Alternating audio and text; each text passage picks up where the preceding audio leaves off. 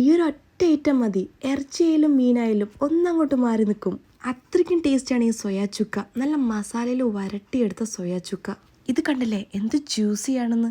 ഇതിപ്പോൾ വെറുതെ കഴിക്കാനോ ചോറിൻ്റെ കൂടെ കഴിക്കാനൊക്കെ അടിപൊളിയാണ്. പക്ഷെ ഞാൻ നല്ല ചൂട് ചോറിലേക്ക് ഇത്തിരി പരിപ്പ് കറിയും ഈ ഒരു സോയാ ചുക്കയും മാത്രം മതി. ആഹാ, എന്താ ടേസ്റ്റ്.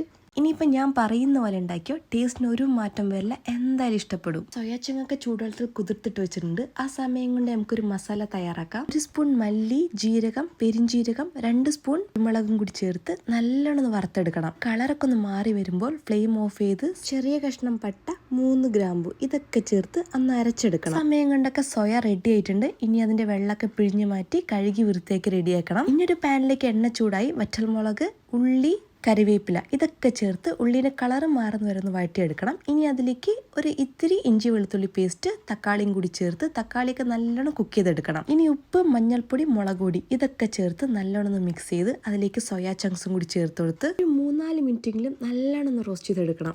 ഇതിലേക്ക് കുറച്ച് ചൂടുവെള്ളം കൂടി ചേർത്ത് ഇതൊന്ന് അടച്ചു വെച്ച് വേവിച്ചെടുക്കാം.